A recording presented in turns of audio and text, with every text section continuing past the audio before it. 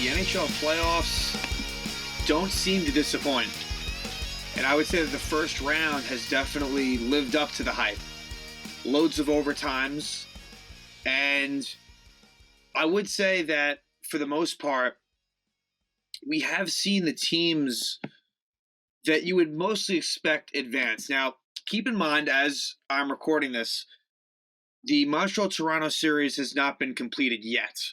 I'm going to go under the assumption that Toronto wins the series, which, look, the Maple Leafs haven't won a playoff series since 2004, so nothing should be assumed. My prediction was actually Toronto in 7. So even if Toronto doesn't win Game 6, I do think that there's enough there to win the series against Montreal. They should. They're definitely the better team. They did lose John Tavares. We'll get into the recap of the first round series and sort of where I predicted and how I foresee the next round.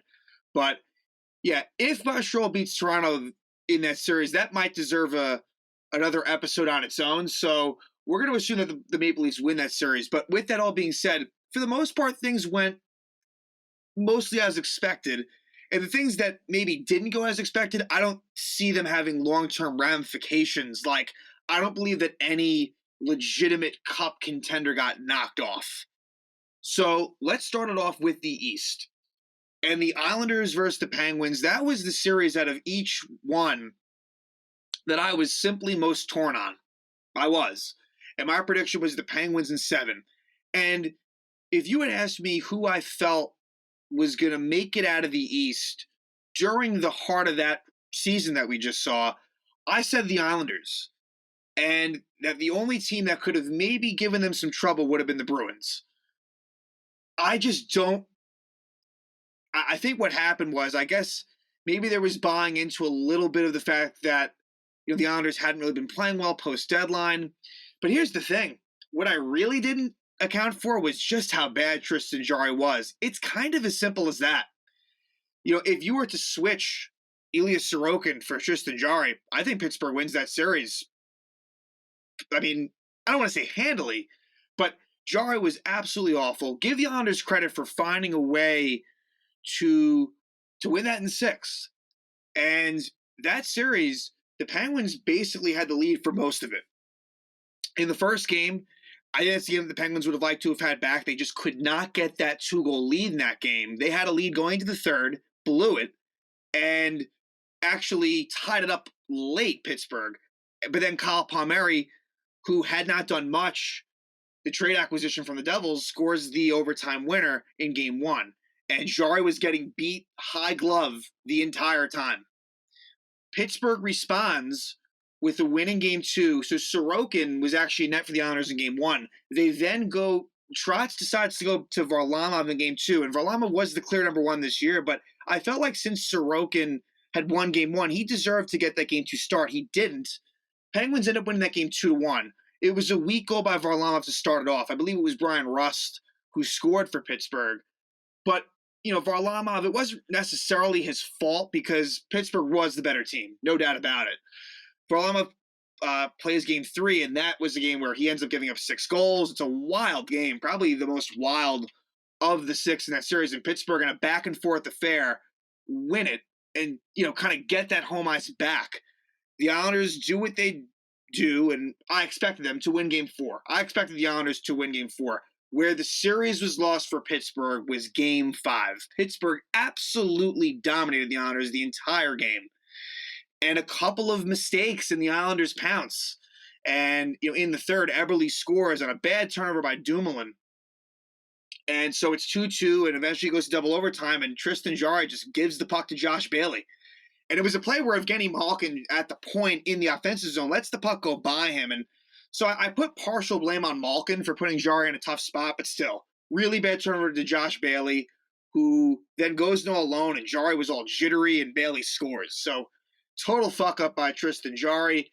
And then in Game 6, Islanders did what they had to, and that was a key win for the Islanders. But who knows? Like I said, if it went to a Game 7, as the series went on, I thought to myself, well, I could actually see the Islanders winning at Pittsburgh in Game 7, but still, it was very apparent that the games in Pittsburgh was definitely the better team. No question. But the Islanders did what they needed to do, and kept on coming back, where Pittsburgh was up 1-0, 2-1, 3-2, and the Islanders kept on coming back and winning. And just in looking at that series, it was apparent. I mean, the Brock Nelson line was great and absolutely got the better of the Sidney Crosby line. And also give credit to Adam Pelech and Ryan Pulock, as they really did a good job. Jake Gensel was not to be heard from. Brian Rust didn't do a lot. And Sidney Crosby was just flat out not good. Crosby, not good. And, I felt like the Pittsburgh depth was holding its own. Jeff Carter scored some key goals, and I felt like that, that Tanev line was creating some energy. Matt Barzal's line really didn't do much at all, and Barzal is going to be needed in that Boston series. If he doesn't do a whole lot of anything, they're going to be in trouble. But that Nelson Beauvillier, I mean, they've had regular season success, but it's been a struggle. And I'm not sure, again, maybe it's as simple as a goaltending improvement, but it could be more. The line was major. J.G. Pageau did very well. And so, the Islanders, more than that. So Pittsburgh out. Boston, Washington, a similar situation where you have the Islanders and Bruins, who are more defensively inclined teams, beat a Penguin team where I was a little mad at myself. But again, when I look at that series, I think if Jari's better, we're looking at a different outcome. So, and that works in playoff hockey. And Washington was coming in with some injuries, a little banged up. This was not a situation like where the Islanders last year in the bubble deserved the Capital Series win, deserved the Flyer Series win. This one was a little bit different. And Vanacek was the starting goaltender for Game 1 for Washington, but gets hurt and would not return for the series. And Craig Anderson, it was. And I think the Islanders were, in some ways fortunate, but again, credit given for winning it in 6. They took advantage of opportunities. It comes in relief. But the first 3 games went to overtime. In fact, there was a crazy set. I forget exactly what it was, but won a couple games in overtime. It'll get tougher and tougher for them, and I think Boston, will be a challenge. Boston, Washington, the playoffs goes to overtime like all the time, and so Washington wins that. But the Penguins, they, after winning their cups in 16 and 17, have not had playoff success, and I wonder what happened first game in overtime. It was, I believe, a goal by Nick Dowd that would be the Game 1 winner for Boston with Mike Sullivan.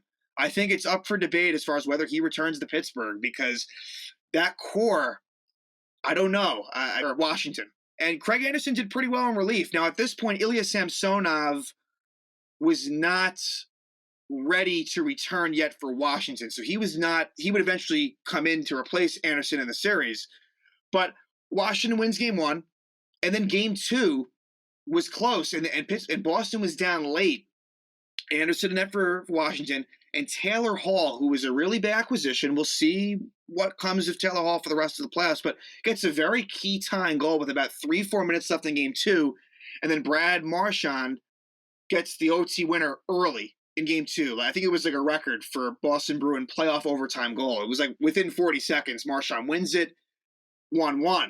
Then in Game 3, Boston played pretty well at home, I felt. They really did, especially in Game 4. But in Game 3, it would go to overtime, double OT, I believe, and Samsonov makes a terrible play behind his net where he gives the puck up to Craig Smith, and Craig Smith just kind of turns around, wraps around, and scores. And so in double overtime, Boston wins 3-2. Then in Game 4, it was honestly simple annihilation by the Bruins. They win it 4-1. So it's 3-1 going back to Washington. And I would say Washington really played a much better Game 5, but you just kind of had to feel like Boston was going to take the series. I didn't think it'd be in 5, so my prediction was Boston in 7. And so I was, I guess, a little bit surprised by how somewhat easy it was. Again, Boston wins a couple of overtime games there, but Boston wins Game 5 3-1. And they got some pretty major contributions out of that top line. Marchand, Bergeron, Pasternak. That is where the Islanders, I think with Pelech and Pulock, they can hold their own. But it won't be as easy to stop them as it was to stop that Crosby line. This is one of the best lines in hockey. So while I think that they can do better than most, I mean, again, I have a lot of respect for Adam Pelech, and I think that they can really do a good job. it's going to be tough because, again, with the way that Taylor Hall, Krejci, Craig Smith line's going, Tuukka Rask, who is obviously better than Jari, and then Boston just has more of a defensive mindset to them. So Boston Islanders, it's a situation where they're similar teams. I expect a lot of low-scoring games. I expect some overtimes, and I think this goes 7. But, and maybe I'm wrong again in terms of picking against the Islanders, although I have to admit that Islander-Pittsburgh series, if I had been asked that a couple of weeks previous, I would have picked the Islanders, no doubt. I'm going to go with Boston here. I'm going to go Boston in 7. This is going to go deep, this series. And just the way the Bruins play, it's similar to the Islanders, but you just have that top-end firepower with those players I mentioned. And, I think that you have that Charlie Coyle, DeBrusk, Nick Ritchie third line. The fourth line, nothing too much to speak of. That has, Corrali, Curtis Lazar, who was a pickup in that Taylor Hall trade, and Chris Wagner. And then Charlie McAvoy, Long Beach's own, has just been a great – I mean, Chara leaves and McAvoy has taken over that number one defensive role and just run with it. But Boston, it's I'll put it this way. It's different than Washington, Pittsburgh. And while I'm at it again, Washington, that's another situation where they win that cup in 18, and ever since they've been knocked out in the first round each time since. So good regular season teams, but there is just – again, they won their cups. The core won their Stanley Cups.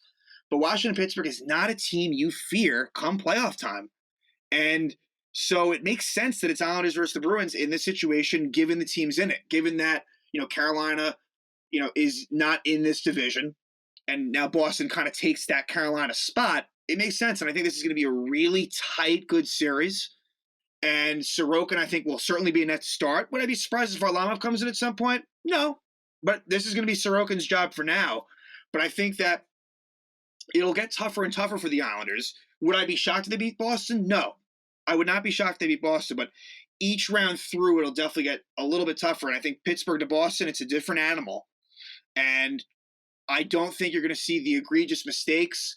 And you're going to, again, a lot of 2-1 and 3-2 type of games. And if you're the Islanders, again, the key is splitting those first two. If you can split those first two, get home ice back, it'll be a really interesting situation. So let's move on to the Central Division. So the Central had Carolina versus Nashville in the 1-4. I don't remember whether I said Carolina in 5 or 6. I think I might have said Carolina in 5. And Carolina ends up winning in 6, but I must say Nashville pushed them to the limit. Carolina wins the first 2 in games that were close, low scoring, but they pretty much had control of it. But then Nashville was able to eke out a couple of double overtime victories at a, in a raucous Nashville crowd, where Duchesne gets the winner in Game 3 and Luke Cunnin gets the winner in Game 4.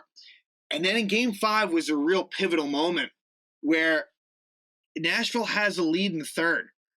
2-1 lead in the third, and with about 7 minutes left, Marty Necas, who had a really nice series, ties it up on a wraparound goal. And then early in overtime, Jordan Staal, who had a very good series. Jordan Staal turning the clock back, guy who I've spoken of very highly of, on these hockey episodes, wins it. Kind of a freak play. Again in Game 6, Nashville has a 3-1 lead. Sebastian Aho takes over, makes it 3-2 in the second. And then again, late in the third, it's a goal by Dougie Hamilton on a nice pass from Jacob Slavin. Now, Roman Josi left the game, and I knew when Josi leaves for Nashville, that's a tough guy to lose. He's everything for that team. And so Dougie Hamilton ties it at 3, and then again, pretty early in overtime, Aho on a deflection from Slavin wins it. So a tough way for Nashville to go out. They honestly almost had this series. I did think Carolina was the better team, and they deserved to win it. Nashville wins a couple of overtime games, then Carolina wins a couple of overtime games, but there's certainly a lot of mileage on Carolina. And I don't think that could be understated, as Carolina was really pushed by Nashville in a way that I did not expect. This was a much more competitive series, but Carolina, I like what Carolina brings to the table. Again, Jacob Slavin, he was injured, but he comes back and doesn't skip a beat. They have a nice defensive unit.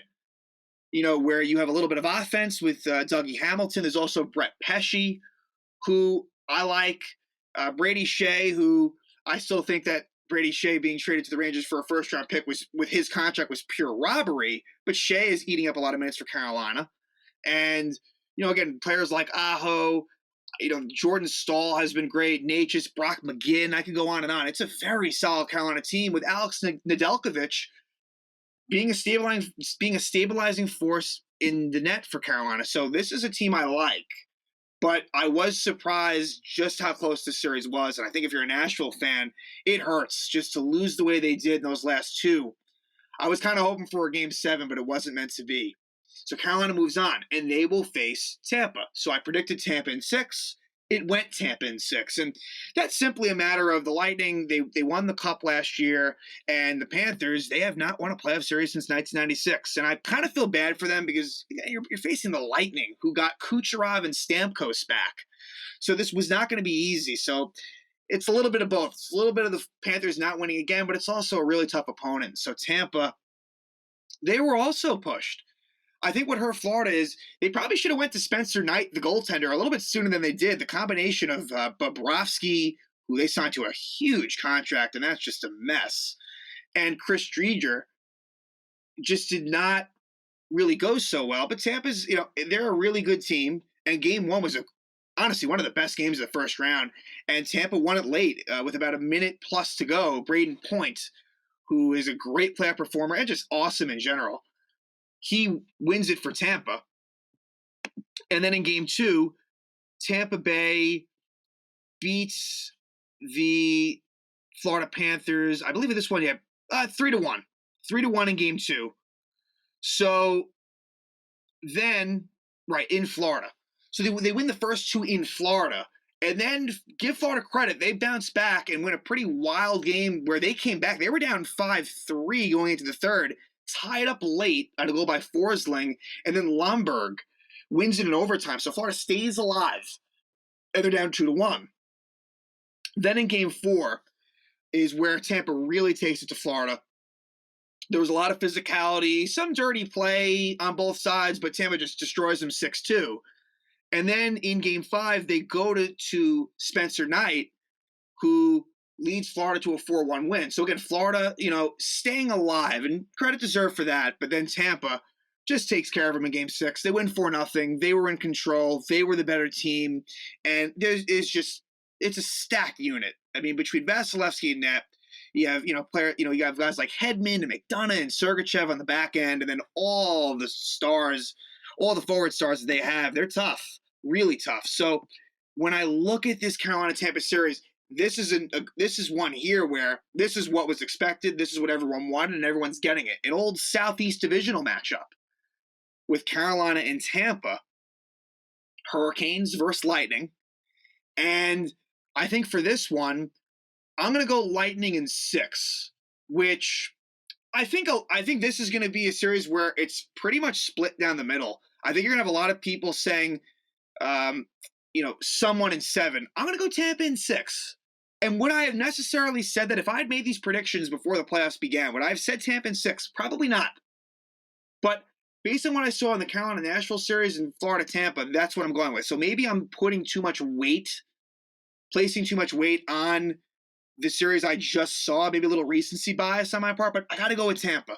They're the defending Cup champs, and I just think while Carolina, it's one of those situations where I think Carolina is good enough to be like a Final Four team, maybe even beyond that, but I just think the Lightning are going to be a little bit too much. I expect all of these series to go at least 6 or 7, so if you told me this series went 7, would not be shocked at all, but I think Tampa takes it. So now let's head to the West. In the West, I pretty much got these just about right. So I had Colorado, I think, at 5. Colorado ends up sweeping. There's not a whole lot for me to say in terms of the Colorado-St. Louis series, just a complete mismatch. St. Louis did have a lot of players out either due to COVID or injury, and that 2019 playoff, that Cup champion team from 2019 for the Blues, a lot of it's still there, but it doesn't feel the same. Petrangelo's gone. Binnington isn't quite the same, and I think if you're a Blues fan, you're very, very happy to have won that Stanley Cup because I think that window is certainly closing on the Blues. but they did what they needed to. And again, Colorado, they win 4-1, 6-3, 5-1, and 5-2. So this was one of two sweeps. Yeah, we'll get into the other sweep. That was something else. But Colorado is just arguably maybe the front runner to win the Stanley Cup. That's how good they are. And with McKinnon, Rantanen, Landeskog. Now, Nazem Kadri, who, is a bit of a dirty player, let's be honest. He was suspended for 8 games. I believe he's appealing it, but Kadri, we might not see a whole lot, if at all, in this Vegas series, and that could be a big loss for them, I will say. But, Philip Grubauer has looked good in net. Their defense is spectacular, and Colorado is going to be definitely someone to look out for. But let's not forget either that Colorado, they did lose last year to Dallas in what was round 2. So this would be a big step for them. It's not as if, they have even made it to the Western Conference Finals in recent years. Who has last year and who made the Cup final recently before that is Vegas. I got this one right. I said Vegas in 7. That was exactly it. Minnesota, I had a feeling, was going to be tough. And Minnesota would win game 1 in overtime. And it was Joel Eriksson Ek who had the game winner in that game 1. But Vegas responds. And they win in game 2 as they had to. I believe Alex Tuck had a big goal in that one. Might have been the winner. And they won 3-1. And then they really did a good job in Minnesota, where I got this series wrong, and to a degree, Pittsburgh Islanders as well I got wrong. Home ice doesn't mean that much in hockey. It just, for whatever the reason, it doesn't. In some venues, sure, but it's a little bit overrated. So these teams were very good at home during the regular season. In this one, Vegas handled Minnesota in Minnesota. So they go up 3-1, but give the Wild a bunch of credit because while they got pretty dominated in Game 5, they were able to get the win. They got good contributions out of Zach Parise, who I believe was a healthy scratch during points in the regular season and I think early in this playoff series, but was able to score some big goals along the way, some key assists. Minnesota would win that Game 5. Then they go back to Minnesota for Game 6, and they would get that win at home. Wild down 3-1, force a Game 7, but Vegas had the lead the whole time. Minnesota tied it up a couple of times, but Matthias Janmark would get a hat trick. They would get a goal by Max Pacioretty, who returned from injury. He had been out for a while, and they get a goal by Zach Whitecloud. So Vegas showing that depth, getting goals from different sources, being key in this one. And Vegas was the better team. It was exciting to see Game 7, but you kind of had a feeling that Vegas would win it. And so now it leads to Colorado-Vegas, two arguably the best teams in the league. That's kind of how I feel about Carolina-Tampa, where it's like, in a normal setting, the Final Four could have been Colorado-Vegas and Carolina-Tampa. I kind of think the champion comes out of either of those two divisions. Colorado-Vegas, I think that one goes 7. It's funny. I think for that one, prediction-wise, I think you're going to have a lot of people picking Colorado. I myself will as well, but I think some people might think Colorado could win it maybe in 5 or 6. I think this goes the distance. Vegas is very tough to score against. A really good defensive team. They gave up the least amount of goals in the league. These two teams know each other well through playing each other 8 times this year. And again, I think this is another 6 or 7. We'll go 7, and we'll say Colorado wins it. Would I be surprised if Vegas won? Absolutely not. Vegas, they made the Cup final a few years ago. They made it to the Western Conference Finals last year. This should be an excellent series. Now let's go to the North. The North it just feels different for many reasons. Toronto-Montreal is not yet finished. But we're going to go ahead and assume that Toronto wins the series. I predicted Toronto in 7, and that could still hold true. Maybe Toronto wins it in 6. But I just feel like if Toronto can get over this hump, that'll do them a lot of good. John Tavares had a nasty injury in Game 1, and we don't know when he'll be back. That'll be a key loss for them. My guess is he would not be back for the next. I don't want to reveal who won for the next series. I don't think that he would be back, but maybe at some point in the playoffs if they make it deep enough. But the Maple Leafs lose Game 1. Paul Byron just scores a sick goal to help Montreal win that first game in Toronto. But then Toronto would do a really good job. And I liked what I saw from certain players. William Nylander, I think, has had an excellent series. Jack Campbell in net, where Freddie Anderson was the goalie for a while for Toronto the last few years. Jack Campbell comes in, and I think he's done pretty well for them. And Toronto would really win easily game 2, 5-1. And then Toronto would do a very good job at Montreal. Keep in mind, there's been no fans at any of the Canada games yet. I think eventually there will be, but not as much as the other divisions. So Toronto would win 2-1 in game 3 in Montreal and 4-0 in game 4. And Alex Galchenyuk, the former Montreal Canadian, he did one bad thing, but he's done a lot of good things. And, Joe Thornton had scored a goal, and this is probably the best Maple Leaf team that we've seen. They've made the playoffs a lot recently. Look, part of it is the fact that they are in this North Division. It does skew things a bit. I think that they wouldn't be nearly as good if they had been in their traditional division that has Boston and Tampa in it. But Toronto would go up 3-1. But as I kind of felt, they weren't able to steal the deal in Game 5. Montreal was up 3-0. Armia scores a couple of goals, Kotkaniemi. But Toronto, I like what their secondary players have done, and actually Jake Muzzin would score a couple of goals to tie it up. And in overtime early, Galchenyuk makes a terrible turnover to Cole Caulfield. 2-on-1 with Nick Suzuki. Suzuki scores to extend this series to 3-2. Like I said, if Montreal wins this series, I think I'll probably hop back on, just because I think that would be a pretty big talking point if Toronto were to blow this 3-1 series lead. But I think Toronto ends up winning this one. Nothing about this series has really surprised me yet, but it should be noted again, Tavares, that's a big loss for them. And I want to talk about this other series, the last one. And it was Edmonton-Winnipeg. And I predicted Edmonton in 6. Winnipeg swept Edmonton. Keep in mind that 3 of the games went to overtime. So it's not like it was some crazy, shellacking. It wasn't. But, it was just one of those things where Edmonton, it's a problem. And Connor McDavid was shut down in the first 2 games. Winnipeg wins 4-1 in game 1, which is a misleading score. I believe that there was potentially 2 empty net goals. So that was really a 1-goal game. And then in game 2, also at Edmonton, Winnipeg wins 1-0 in overtime, and that was a goal by Paul Stastny to win it. So McDavid and Draisaitl did nothing the first 2 games, which in and of itself is a problem. They would definitely get on the scoreboard in 3 and 4. Now, in game 3, that's the game of the series. Edmonton goes up 4-1, and then Josh Archibald takes a bad penalty. And Winnipeg would then score a power play goal by Matthew Perreault. Then I believe it was Blake Wheeler that made it 4-3, and then Josh Morrissey ties it up at 4. And then Nikolai Ehlers wins it in overtime. Just a crazy comeback with about 7 minutes or 8 minutes left. This all happens quickly. So it looked like Edmonton, all right, they're back in this series. I had said earlier that these are good road teams, so maybe it's just one of those things where that continues. And Winnipeg just out of nowhere comes back. And Edmonton tried the next night to do the best they could. But again, Winnipeg showing some, tenacity.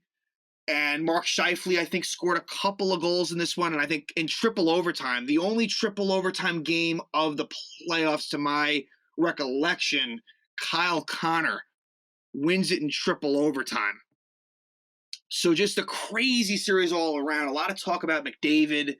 I mean, look, I don't think he's going anywhere, but just they got to fix that up in Edmonton. There really is no depth. I mean, you have McDavid, Draisaitl, Nugent Hopkins. I like Darnell Nurse. There's some other guys that aren't bad, but it just goes to show you can't just have top-end talent. You need more than that. And for the sweep to happen was pretty shocking. I didn't think Edmonton was going to go deep. The furthest they were going to go, I think, was, just out of this division.